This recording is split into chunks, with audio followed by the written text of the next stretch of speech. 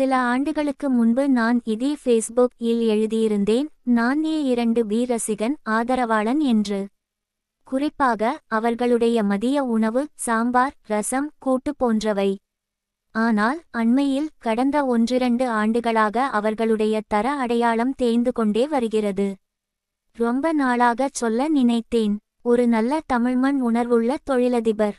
அவர் காதுகளுக்கு எப்படியும் செல்லும், சரிசெய்து விடுவார் என காத்திருந்தேன். அது நிகழாததால் இந்த பதிவு.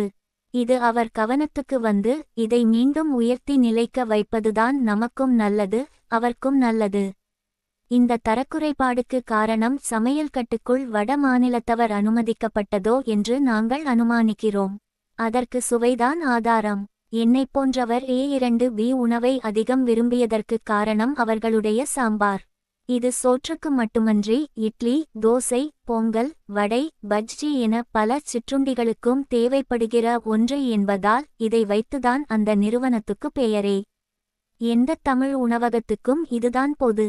ஆனால் இப்போது கொஞ்ச நாட்களாக நீர்த்துப்போன, கொஞ்சம் இனிக்கிற, தமிழ் மணம் அறவே அற்ற ஒரு சாம்பார். கர்நாடகாவிலும் டெல்லியிலும் கிடைக்கிற சாம்பார் போன்றே சுவைக்கிறது.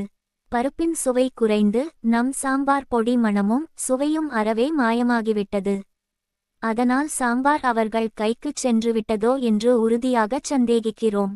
தமிழருக்கு என்ன சுவை பிடிக்கும் என்பது அவனுக்கு எப்படி புரியும்? சற்று நேரம் முன்பு கேசரியும் வெங்காய பஜ்ஜியும் ஆர்டர் செய்தோம். பஜ்ஜிக்கு தொட்டுக்கொள்ள நாம் எதை முதலில் எதிர்பார்ப்போம்? தேங்காய் சட்னி, கெட்டிச் சட்னிதானே. அது அனுப்பப்படவே இல்லை. தக்காளி சாஸ் அனுப்புகிறான் அவன். கேசரியை பாருங்கள். கேசரியின் முதல் கவர்ச்சியே அதன் கேசரி நிறம்தானே. பிறகு அதன் மென்மையான, மிருதுவான, நெய் மணக்கும் தன்மை. இவை எதுவுமே அதிலில்லை.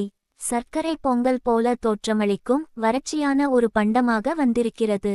இது நிச்சயம் ஒரு தமிழன் சமைத்ததல்ல என்று நானும் என் மனைவியும் ஆணித்தரமாகச் சொல்கிறோம்.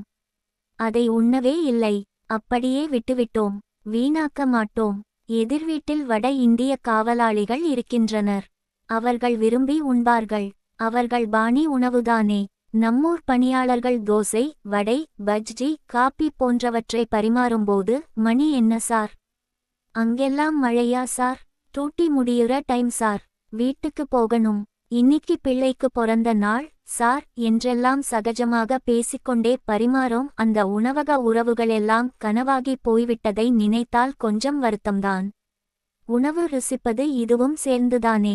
A2B அன்புகூர்ந்து அந்த பழமை தமிழ் உணவக அனுபவங்களை கொண்டு வாருங்கள். நீங்கள் பலகாலமாக கொடுத்த அந்த நம்மூர் சுவைகளை மீண்டும் கொடுங்கள்.